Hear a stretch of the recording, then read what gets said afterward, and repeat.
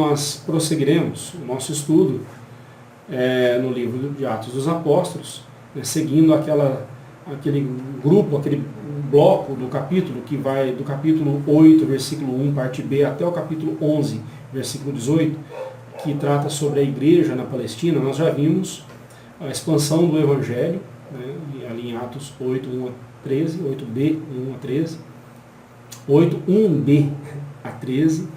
Vimos também que o Espírito Santo é o dom de Deus, falando ali sobre a conversão de Cornélio, dos samaritanos, e vimos aquela situação lá com Simão, o mágico, e de onde vem a palavra simonia, que é tentar comprar a capacidade de fazer milagres, ou o poder para fazer milagres, e foi o que Simão tentou fazer, comprar o dom do Espírito Santo para poder sair distribuindo para quem ele quisesse, como se fosse assim que o Espírito Santo age, mas não é assim que ele age.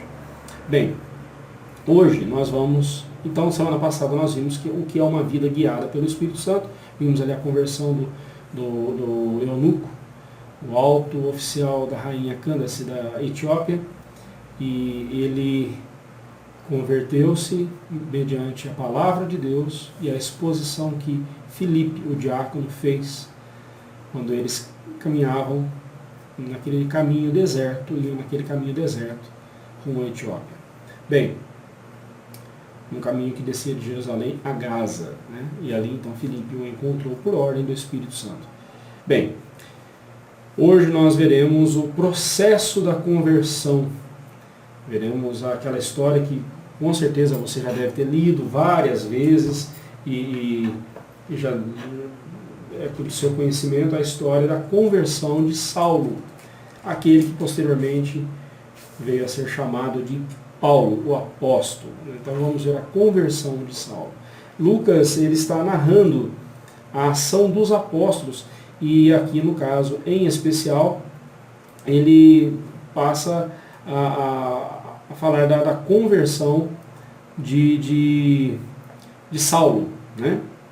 A conversão a Cristo, ela sempre é descrita na Bíblia por meio de figuras, de várias figuras. Por exemplo, lá em João capítulo 3, Jesus fala da conversão como um novo nascimento. Quando Nicodemos vai até Jesus para conversar com ele, e ele faz algumas perguntas, e o Senhor Jesus diz assim: Nicodemos, o que importa é nascer de novo. Ele está falando de conversão.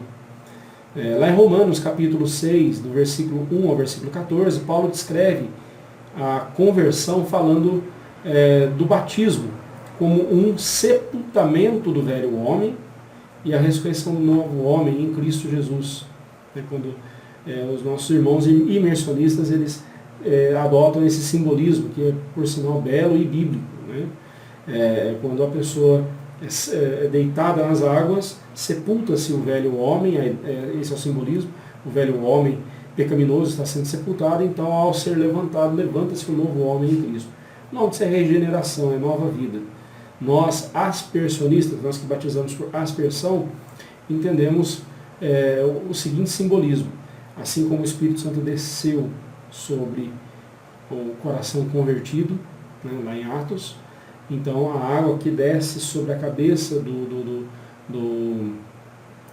convertido, do novo convertido, que está sendo batizado, simboliza que um dia o Espírito Santo também desceu sobre o seu coração e o converteu e o fez nova criatura. Então o simbolismo é o mesmo, é a nova vida, é a regeneração.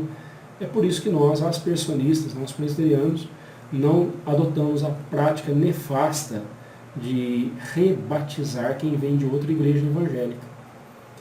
Quem veio de outra igreja evangélica, verdadeiramente evangélica, que crê que a Bíblia é a palavra de Deus, é a única regra de fé e prática, que Jesus Cristo é o único e suficiente Salvador, que tem as mesmas bases doutrinárias que nós, então nós não rebatizamos, exceto aqueles que vêm de seitas heréticas, aí é diferente. Aí se trata de conversão a Cristo. Bem, vamos lá. Outra figura também, em Atos 3, 19, Pedro relaciona a conversão ao arrependimento. A palavra arrependimento, no grego, é a palavra metanoia, que literalmente significa uma mudança na mente, uma mudança na mentalidade. Então é outra figura para descrever a conversão. Em Romanos 12, 1 e 2, Paulo fala da conversão como uma não conformação com a ideologia desse mundo, com as ideias devassas desse mundo, né? Porém aqui em Atos 9, 1 a 9, a conversão é descrita pelos termos de cegueira e visão. No momento em que ele estava cego espiritualmente, vendo fisicamente, ele estava cego espiritualmente. E no momento em que ele estava cego fisicamente, ele estava vendo espiritualmente. Então é nesses termos que Atos 9 trata da conversão. Bem, em Efésios 1, versículo 9, eu estou fazendo aqui várias passagens, relacionando várias passagens, porque eu acho muito importante isso. Em Efésios 1, versículo 9, o apóstolo Paulo fala de Deus operando no coração do pecador, desvendando-lhe os olhos da fé, para ver os mistérios da sua vontade. E um pouco mais adiante, no versículo 18 do capítulo 1 de Efésios, ele fala de iluminados os olhos do vosso coração, para saberdes qual é a esperança do seu chamamento. Né? Não resta dúvida aqui que Paulo estava relacionando essa figura de linguagem, né, com a sua experiência pessoal de conversão, como nós veremos no estudo de hoje. Ok? A conversão tem o mesmo resultado em todos nós, a saber, transformar-nos de pecadores em filhos de Deus. A conversão é isso, é você ser transformado de um pecador miserável que merece o inferno, a condenação eterna, em um filho de Deus. Né? Deixa eu só ajustar esse ventilador aqui, porque ele está me atrapalhando. Melhor.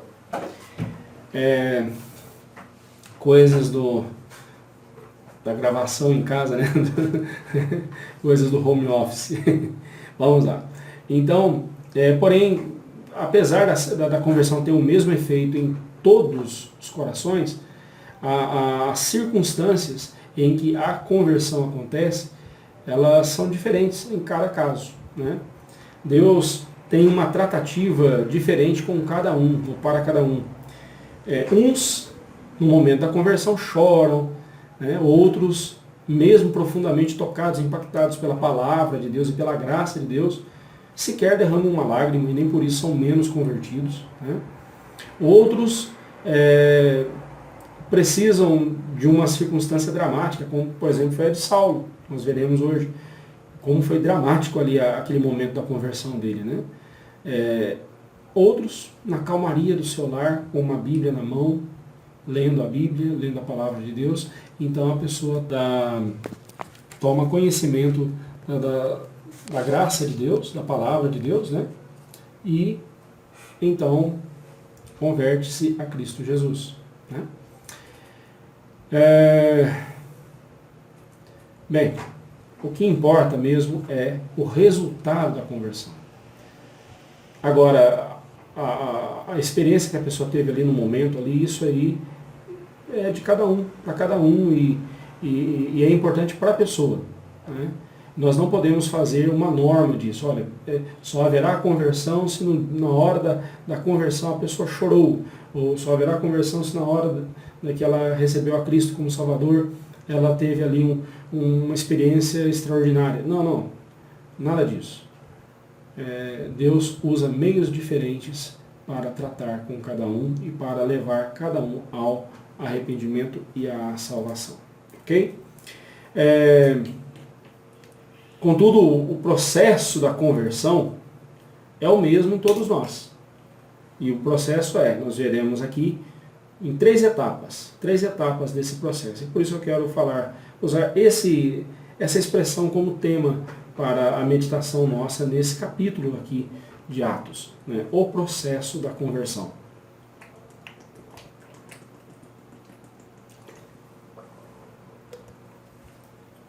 Ok, vamos lá. Há uma sequência presente na conversão de todo pecador. Todos nós que fomos convertidos a Cristo Jesus, todos nós passamos por esse processo. Né? Essas 3 etapas. A primeira etapa é a etapa da cegueira do pecado. Versículo 1 e 2 diz assim, né? Nestes versos nós lemos que Saulo, respirando ainda ameaças e morte contra os discípulos do Senhor, dirigiu-se ao sumo sacerdote e lhe pediu cartas para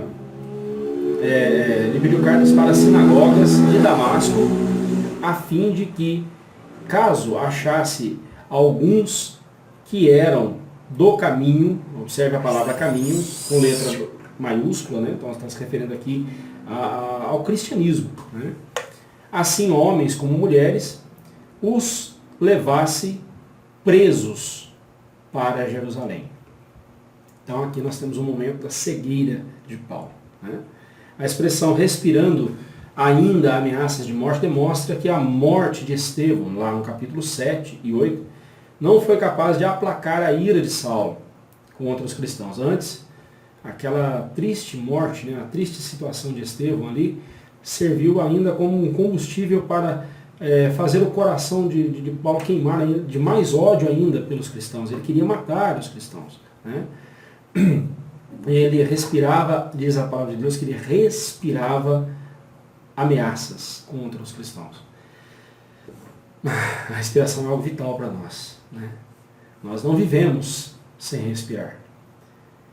Então nós podemos usar esse eufemismo aqui, com relação, falando do ódio de Paulo, de Saulo pelos cristãos.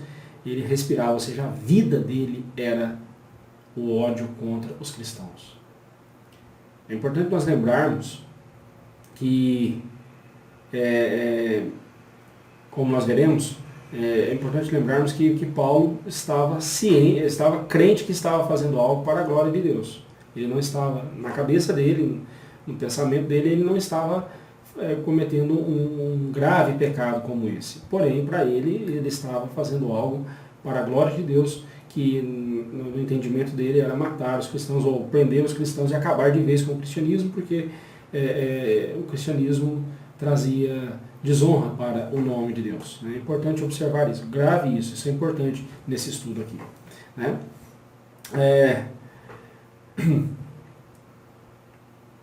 Agora, observe que Paulo fazia isso porque, como eu disse, porque ele julgava que aquilo ali era algo para a glória de Deus. Né? Em Atos 26, versículos 9 e 10, sem saber que o próprio Senhor Jesus havia dito, que lá em João, né, lá em João capítulo 16, versículos 2 e 3, o Senhor Jesus disse o seguinte para os discípulos: eles, né, falando das autoridades, vos expulsarão das sinagogas, mas vem a hora em que todo o que vos matar julgará com isso tributar culto a Deus. Isso farão porque não conhecem o Pai nem a mim. Ele estava falando aqui dos judeus. Os judeus, os fariseus, especialmente, que se gabavam de serem os conhecedores, os doutores da lei, os guardiões da lei de Deus. E Jesus disse que eles fariam isso, eles perseguiriam os cristãos, porque não conheciam nem o Pai e nem o Senhor Jesus. Estamos vendo aqui um retrato de Saulo. Né? Como eu disse lá em Atos 26, 9 e 10, Paulo confirma essas palavras do Senhor Jesus em relação a si mesmo. Né? Ele mesmo admite isso, que ele fazia aquilo no zelo dele para com Deus, porém o zelo dele era cego, o zelo dele era pecaminoso. Né?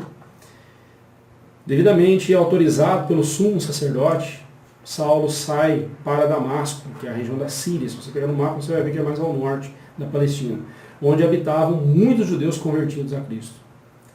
O caminho, aí com letra maiúscula, é o Senhor Jesus. Né? Eu sou o caminho, a verdade e a vida. Então, os cristãos identificavam o Evangelho de Cristo como o caminho, né? O próprio Senhor Jesus. Como eu já falei em outros estudos, o Evangelho é o Senhor Jesus. Quando pregamos o Evangelho, pregamos o Senhor Jesus. Não pregamos outra ideia, pregamos o Senhor Jesus. Né? Vamos lá. Então, ele estava certo de que estava agindo pela causa de Deus e por amor a Deus. Mesmo tendo em seu coração,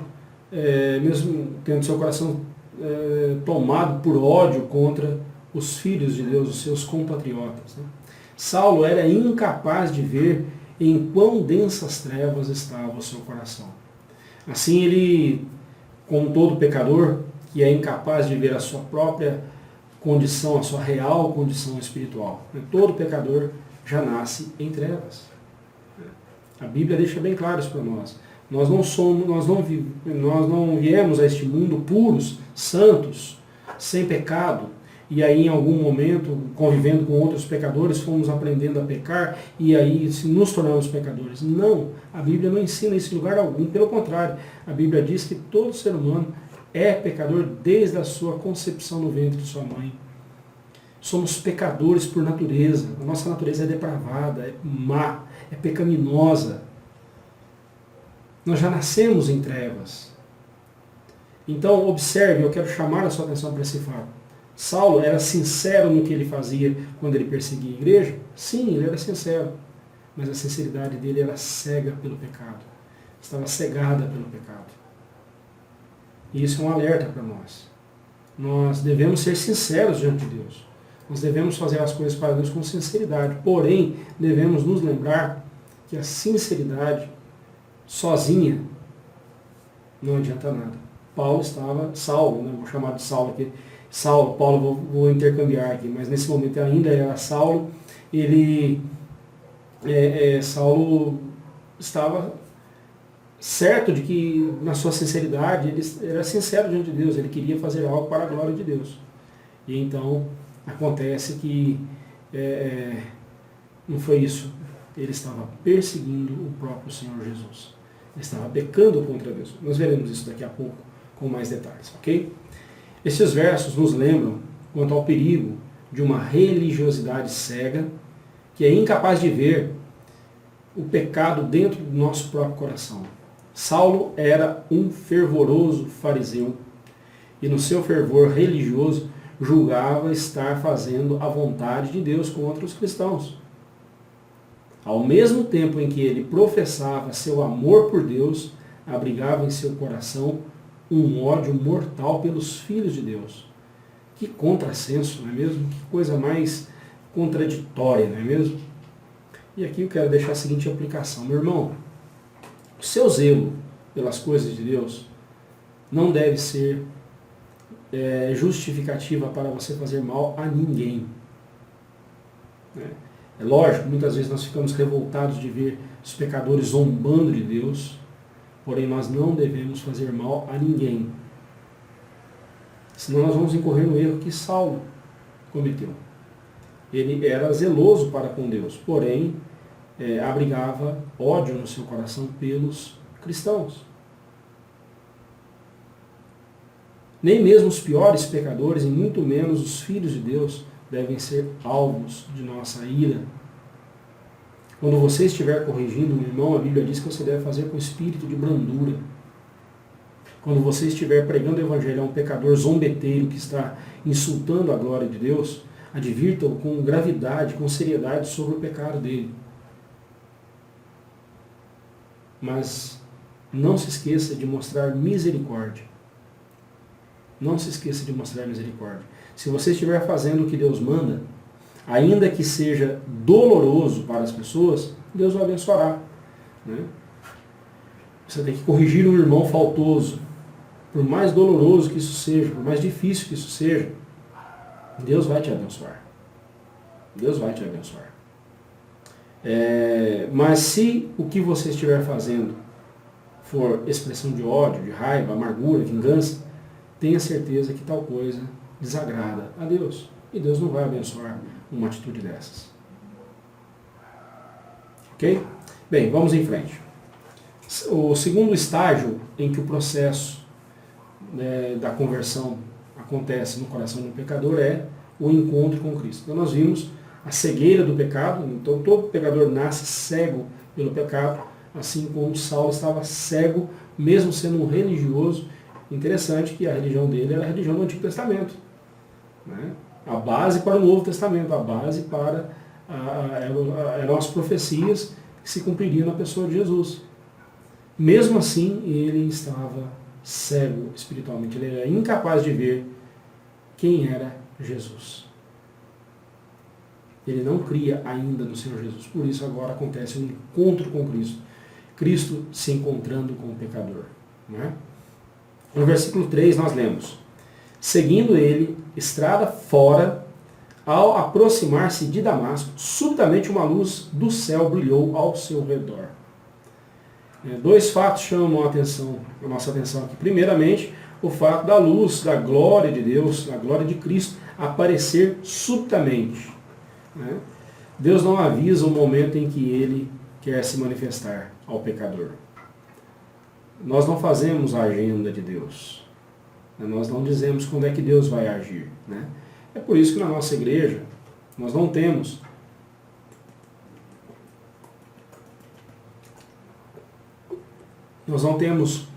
a prática de culto de libertação, culto de mistérios, culto de milagres, culto do poder, do poder de Deus. Nós não temos nada disso.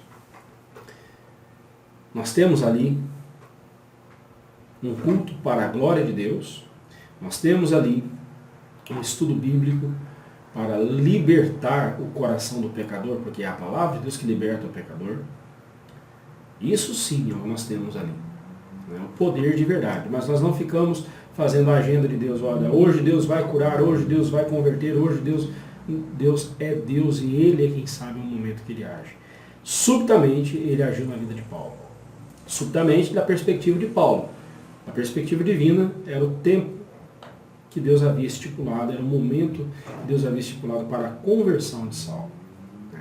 E isso é muito importante para nós, porque como nós somos seres temporais, fechados no tempo, nós temos pressa de ver as coisas acontecerem, nós queremos controlar a agenda, nós devemos entender a agenda de Deus, nós devemos entender que Deus é Deus e Ele faz o que Ele bem quer, na hora que Ele quer, como e quando Ele quiser, e para quem Ele quiser. Prosseguindo. Saulo seguia seu caminho,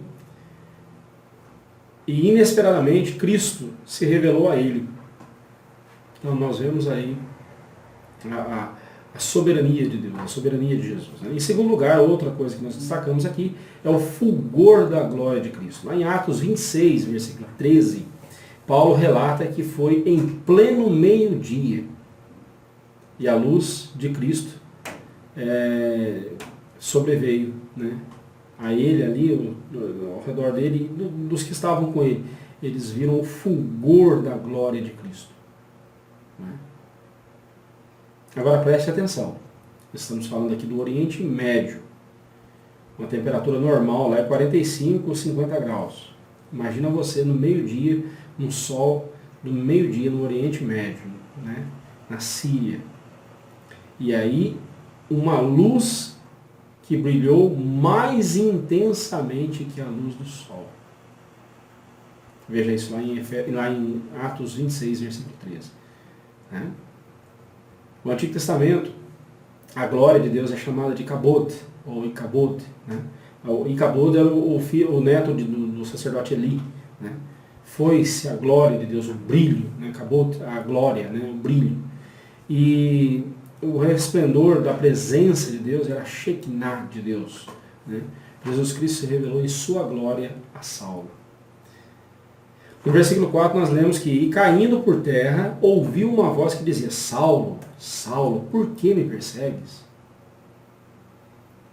Indo novamente para Atos capítulo 26, versículo 14, todos eles caíram no chão. Aqui não é relatado isso, mas lá, falando da sua experiência, Paulo conta que todos eles caíram no chão.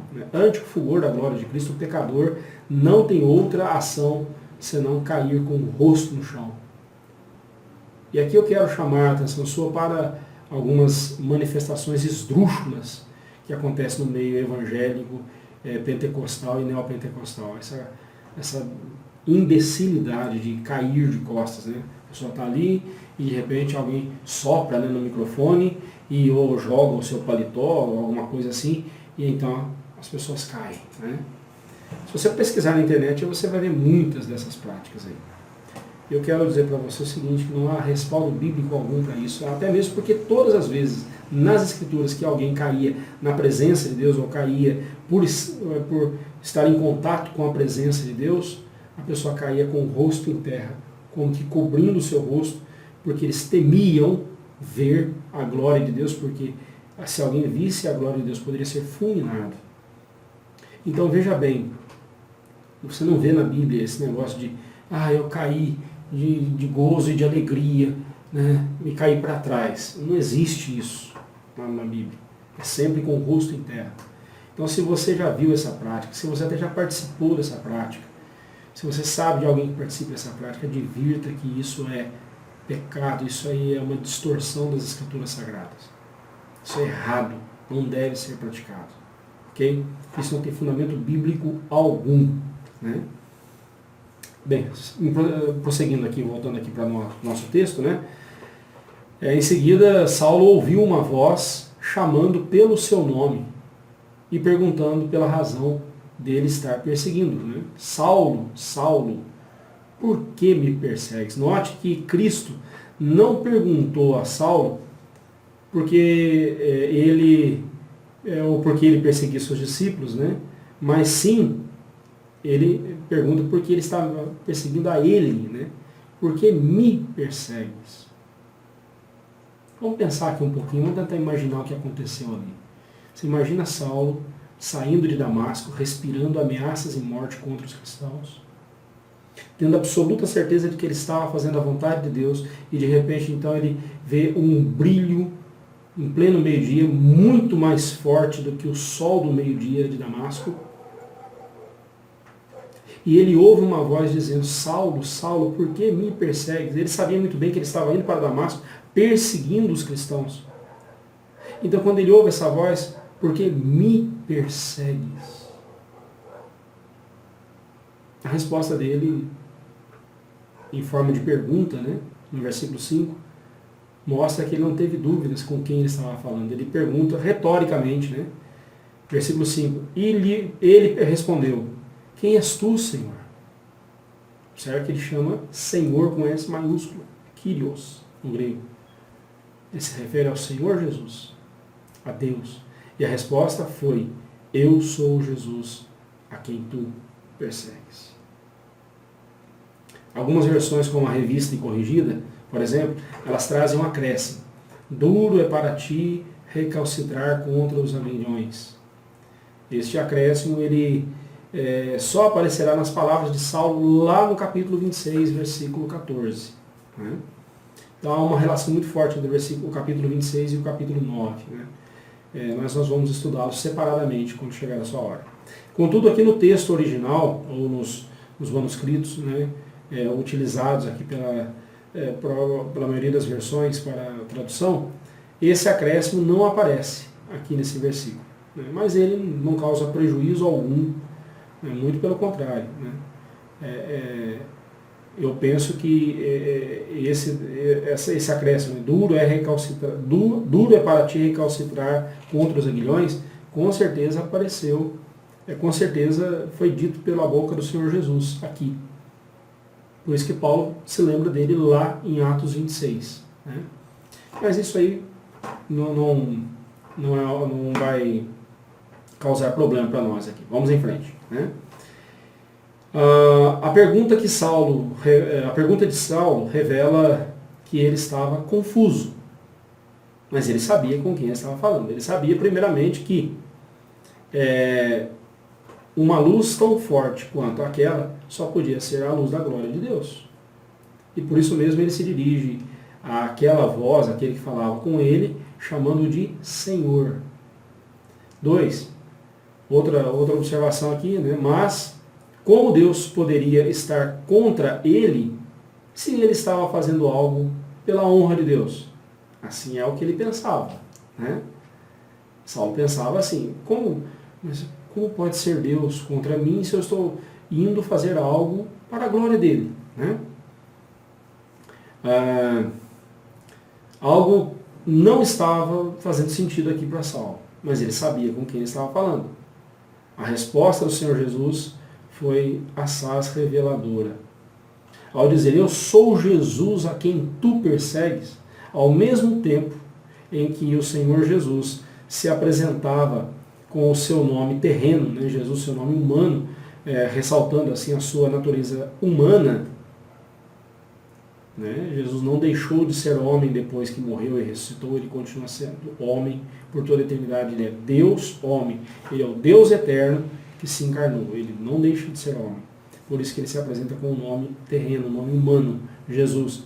Mas quando ele diz, eu sou Jesus a quem tu persegues, eu sou, essas duas palavrinhas, esse pronome pessoal e esse verbo, né, eu sou, no grego, se você pegar o texto bíblico no grego, você vai ver que ele aparece a expressão ego eimi.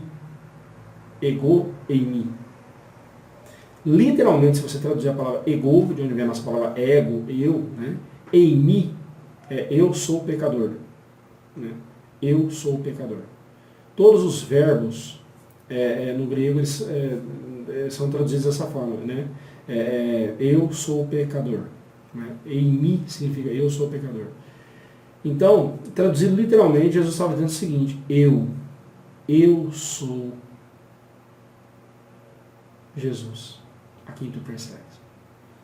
Nessa expressão eu sou, enfatizando, né? Eu sou.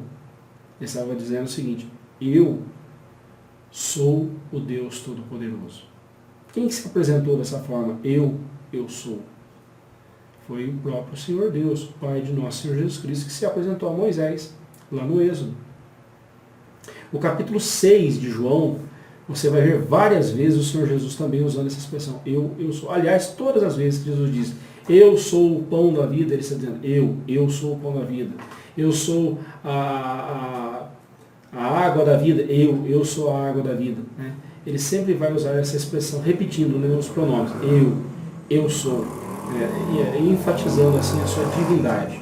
Então aqui nós temos Jesus se apresentando como Deus homem, o Deus, aquele homem, Jesus de Nazaré, que foi crucificado, foi morto numa cruz, a quem Paulo perseguia, estava perseguindo os seus seguidores, aquele Jesus é o Deus eterno, é o grande Yahvé do Antigo Testamento, é o grande Deus, o Filho de Yahvé, o Filho do Deus eterno, ele é o Deus eterno. É o mistério da Trindade Santa que muitas seitas fazem questão de negar, como por exemplo os Testemunhos de Jeová. Né? Mas a Trindade Santa é uma doutrina bíblica da qual nós não podemos fugir e nem negar. Né? Negá-la é mais difícil do que explicá-la, embora explicá-la seja impossível. Né? Mas negar a doutrina da Trindade, explicá-la é impossível, mas negá-la é loucura. Ok? Vamos em frente. Né? É Cristo que se revela ao pecador. Se ele não se revelar ao pecador, este jamais poderá conhecê-lo. A revelação plena de Cristo consiste em ele ser plenamente Deus e plenamente homem. Quem não recebe a Jesus Cristo dessa forma, quem não crê que Jesus Cristo é Deus e homem, é Deus homem, divino e humano, 100% Deus, 100% homem, quem não crê em Jesus Cristo dessa forma, não o recebe de verdade. Não crê nele de verdade. O apóstolo João fala que nós devemos, todo espírito que nega que Jesus Cristo veio em carne, então seja anátema, seja expulso da nossa presença. Nós não devemos dar ouvidos a esse tipo de coisas. Porque Jesus Cristo é Deus, homem. Mas é importante lembrar que é Ele que se revela ao pecador. Né? Eu estava perdido. Né? Há um hino que eu gosto muito do nosso cenário, mas eu tenho dificuldade com a letra dele, aquele hino. Achei um bom amigo, Jesus o Salvador, nos milhares escolhidos para mim. Bem, não fui eu que achei Jesus, foi Jesus quem me achou. O filho pródigo diz, eu estava perdido, o pai do filho pródigo disse, este meu filho estava perdido e foi achado. Ele não diz, ele estava perdido e se achou. Não. Eu é que estava perdido e Cristo me achou. Da mesma forma, foi Cristo quem foi ao encontro de Saulo e o salvou. Aplicando para o nosso coração esses versículos, né? Você já teve esse encontro com Cristo? Eu quero que você pense seriamente sobre isso. Você já teve esse encontro com Cristo? Como disse no início dessa mensagem, as circunstâncias da conversão são bem diferentes para cada pessoa, de uma pessoa para outra, mas o efeito é um só.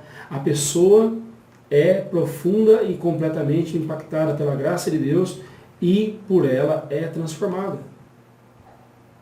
Quais foram as transformações que você já viu em sua vida depois da sua conversão? Quais mudanças reais aconteceram em sua vida depois daquele momento que você disse que converteu-se a Cristo Jesus?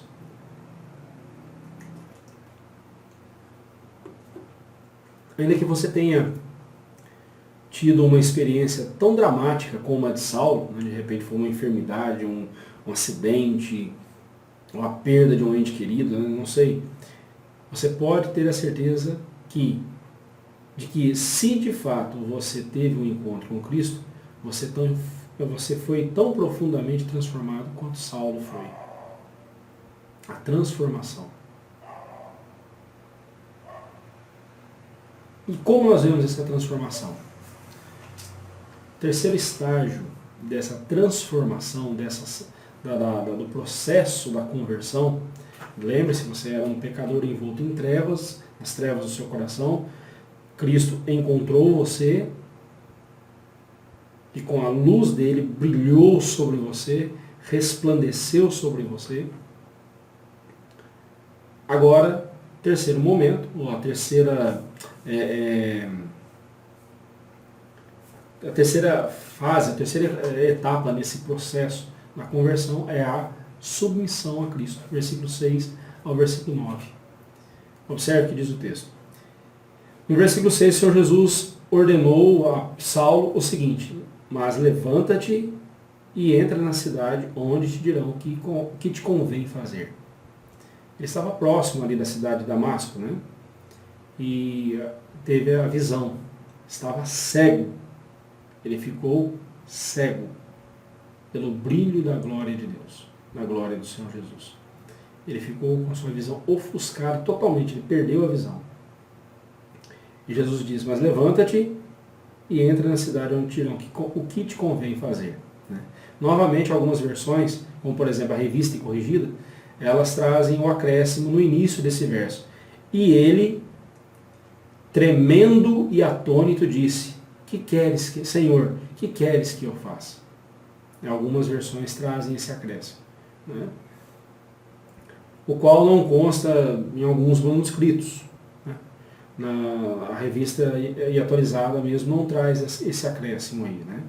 Ou de repente não é um acréscimo, de repente é a revista atualizada que está faltando mesmo. No manuscrito que ela usou, ou que foi usado para fazer a tradução, ele não constava, então, né? Mas vamos lá. Né? Quem está no comando da vida do convertido é Cristo. É o que fica evidente para nós aqui. Se Saulo perguntou ou não para Cristo o que ele queria que fosse feito, o que importa é que Cristo deu uma ordem para Saulo. E Saulo entendeu que ele devia obedecer. Né? É importante notarmos que o Senhor Jesus não deu detalhes nesta ordem, mas tão somente disse que a primeira coisa que ele deveria fazer era entrar em Damasco. Era entrar na cidade. No versículo 7 nós lemos, os seus companheiros de viagem pararam emudecidos, ouvindo a voz, não vendo contudo ninguém. Aquela luz poderosíssima, né, tão forte, da manifestação de Cristo, foi vista por eles também, né? O que fez com que eles ficassem emudecidos de medo e de pavor. Eles ouviram a voz, mas não viram a ninguém, ou seja, não viram quem falava, né, de quem era aquela voz. Né? Em Atos 22, versículo 9, quando Paulo está relatando sobre a sua conversão, né, no livro de Atos, várias vezes ele faz o relato da sua conversão, aqui no capítulo 22, versículo 9, Paulo informa que Eles não compreenderam o sentido das palavras que foram ditas. Saulo, contudo, compreendeu, como fica claro nos versículos 8 e 9. No versículo 8 e 9 nós lemos: Então se levantou Saulo da terra e, abrindo os olhos, nada podia ver. E, guiando-o pela mão, levaram-no para Damasco. Esteve 3 dias sem ver, durante os quais nada comeu, nem bebeu. Jejum absoluto por 3 dias.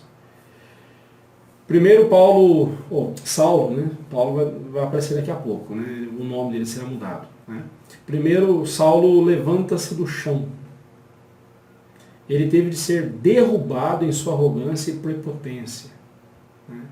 A luz foi tão forte que ele caiu ao chão. A conversão verdadeira tem de passar por esse processo.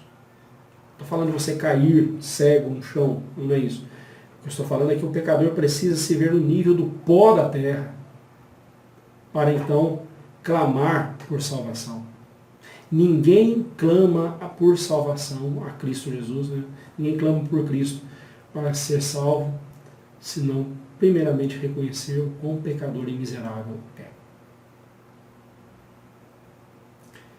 Colocando-se de pé, ele abriu os olhos, mas estava cego.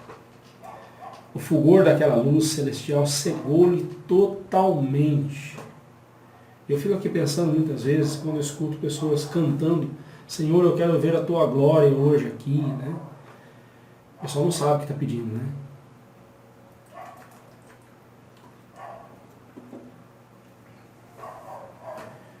Os poucos que tiveram a oportunidade de ver a glória de Deus, o brilho da glória de Deus, ficaram cegos, como no caso de Saulo.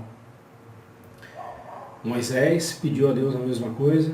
Deus falou: não, eu vou permitir você ver o meu de relance quando eu estiver passando, mas você não vai poder olhar diretamente para mim, porque senão você vai morrer, porque pecador nenhum pode suportar o brilho do fulgor da minha glória, né? E aí o povo canta: eu quero ver a glória do Senhor hoje aqui. Parece suicídio evangélico. O pessoal está brincando com coisa séria, né? Não faça isso.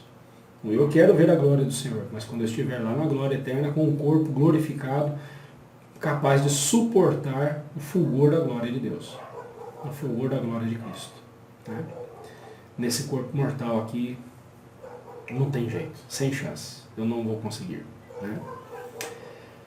A Bíblia diz que a cegueira de Saulo, né, mesmo impossibilitado de enxergar, Saulo obedeceu a Cristo, pois compreendera que seria loucura recalcitrar contra os grilhões divinos. A ideia de recalcitrar aqui, quem é da roça já viu carro de boi, né? Então o boi está ali puxando o carro e aí o boiadeiro ele usa o ferrão, né, para uma vara com um ferrão na ponta para fazer o boi andar, quer dizer, ele vai ficando, né, lerdo, e aí ele ferrou o boi, e só que quando o boi leva a ferroada, ele escoiceia, né? Ele dá um coice, né? Então ele está recalcitrando, essa é a ideia aqui. Dura coisa é recalcitrares contra os aguilhões, as ferroadas divinas, né? A cegueira durou longos 3 dias, acompanhada de jejum total. Ele não comeu e nem bebeu. Nada neste mundo, nem mesmo as coisas mais importantes, como a alimentação, eram mais importantes do que o que estava acontecendo ali com Saulo. Por isso que ele não se importou com se alimentar e ele ficou ali em oração. 3 dias em oração na presença de Deus. Naqueles 3 dias, Deus tratou o seu coração, que em oração buscava ao Senhor Jesus para reavaliar toda a sua vida e entender tudo o que estava acontecendo com ele. Separado de tudo e de todos, Saulo agora tinha todo o tempo necessário para lidar com a maior crise de sua vida, a crise da conversão. Sim, irmãos, conversão é crise, né? Conversão é crise. Um coração convertido a Cristo experimenta a maior alegria de toda a sua vida. Porém, é uma crise que a pessoa passa até chegar na conversão. Não é fácil. Que inversão de acontecimentos, não é mesmo? Aquele que queria, por todas as formas, derrubar a igreja de Cristo, agora estava derrubado no chão. Aquele que tinha como objetivo acorrentar os cristãos e conduzi-los como animais amarrados, agora ele se via, ele precisava de que alguém o conduzisse pela mão, né? Como ele iria fazer com os cristãos.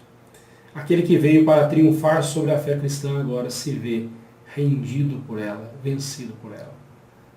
Que reviravolta, não é mesmo? E é por isso que eu disse que é uma crise, né? Simon Kistemaker fez a seguinte afirmação sobre esse momento. Ele diz assim: note-se o simbolismo de 3 dias que Paulo permaneceu cego em confinamento solitário. Ele é crucificado com Cristo e os 3 dias de escuridão são como os 3 dias no túmulo lá de Jesus. E note-se o contraste entre luz e trevas no relato da conversão de Paulo. Em cegueira espiritual, ele vê Jesus radiante de luz e de glória. Em radiante luz de glória. Fisicamente cego, Paulo ora e começa a enxergar espiritualmente. Como eu disse, quando ele estava vendo fisicamente, ele estava cego espiritualmente. Quando ele passou a ver espiritualmente, quando ele ficou cego fisicamente, foi quando ele passou a ver espiritualmente também. Né? Paulo não teve apenas uma visão de Cristo, ele teve um encontro pessoal com o Cristo glorificado. O mesmo aconteceu a Pedro, Tiago e João no Monte da Transfiguração, conforme nos relata Mateus 17, 1-8. Também, como aconteceu com Estevão no momento da sua morte, que olhando para o céu ele viu Cristo, o Filho de Deus, em pé no trono, à direita do Pai, à direita do trono de Deus, ali, em glória. E também como João, lá em Apocalipse 1, versículo 9 a 20, quando ele vê Jesus Cristo ressurreto na ilha de Patmos.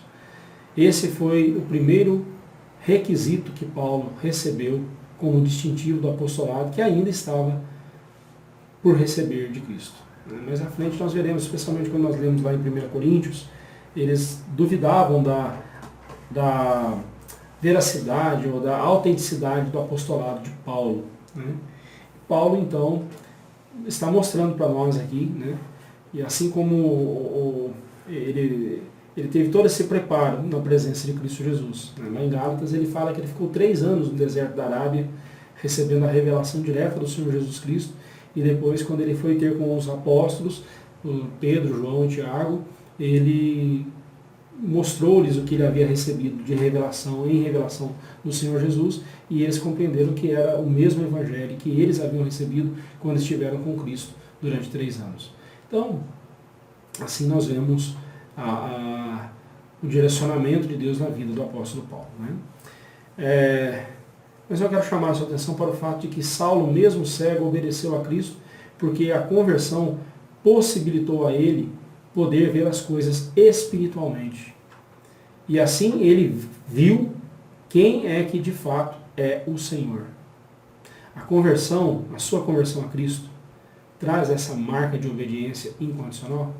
Quando você diz que é convertido a Cristo Jesus, lembre que eu perguntei que mudanças houveram na sua vida depois da sua conversão.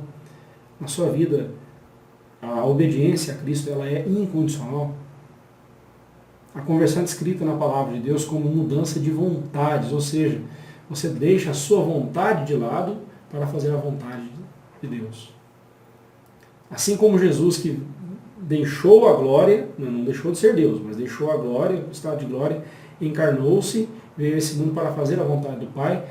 Da mesma forma nós, agora convertidos a Cristo, nós devemos também deixar a nossa vontade de lado para fazermos a vontade de Deus.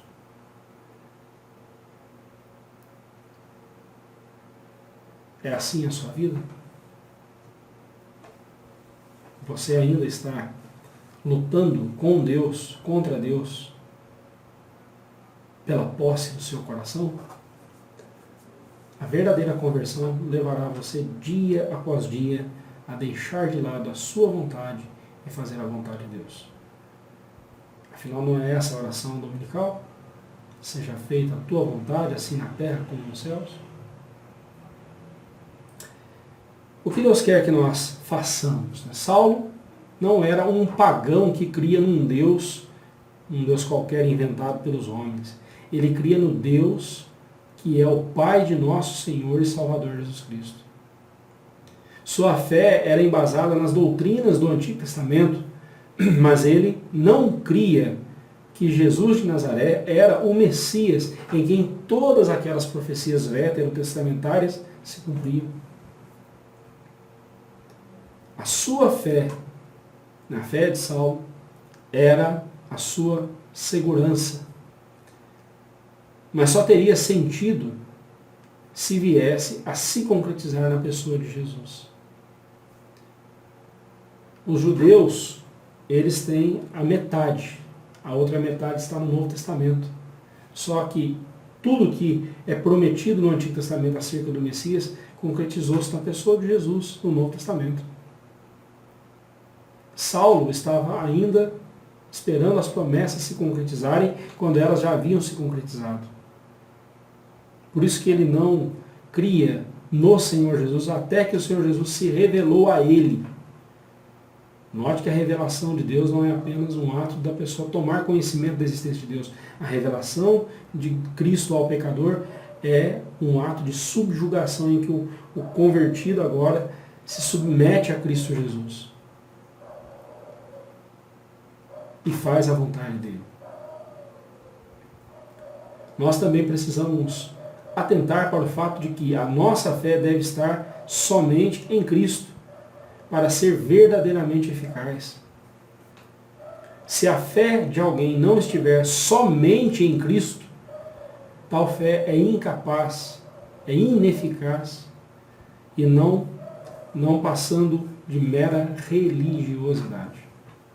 Note que esse perigo pode acontecer com crentes dentro da nossa igreja, pessoas que estão dentro da nossa igreja, pessoas que confiam mais no seu ritual religioso, pessoas que confiam mais na sua religiosidade, que põem a sua fé na sua obediência às normas. Não estou dizendo que a gente não deva obedecer, que a gente não deva se preocupar com isso. Eu estou dizendo que a nossa fé deve estar somente em Cristo Jesus. A obediência de Cristo é perfeita. A minha obediência a Deus, por mais sincera que ela seja, ela é imperfeita. A de Cristo não, ela é perfeita. E é por isso que eu tenho que confiar na obediência de Cristo. Confiar em Cristo significa dizer, Senhor, foi porque Cristo foi perfeitamente obediente a Ti, é que eu posso descansar em Ti também.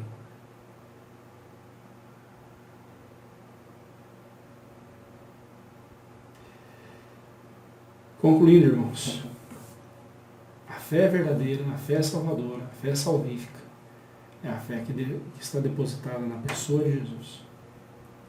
Da cegueira do pecado ao encontro regenerador com Cristo, seguindo por uma vida de obediência a Ele.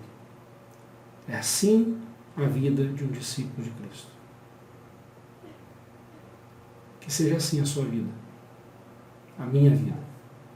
Lembrando que um dia eu era um pecador cego, morto em delitos e pecados, e Ele me deu vida. Ele me encontrou e me deu vida.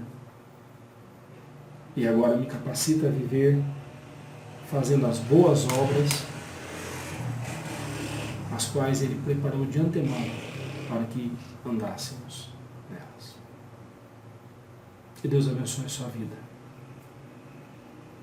E se você que está nos ouvindo, nos acompanhando aqui, você não tem essa fé, que Deus tenha misericórdia de você e o encontre na cegueira do seu pecado, do seu orgulho. Desvende os seus olhos, quebrante o seu coração, transforme o seu coração e faça de você um servo dele, para a honra e para a glória dele e para o seu bem. Oremos. Pai, bendito seja o teu nome, porque se somos salvos é por tua graça. Foi porque o Senhor veio ao nosso encontro e nos salvou. Bendito seja o teu nome, meu Deus. Louvado seja o Senhor. Pai amado, dê-nos uma noite tranquila, de descanso.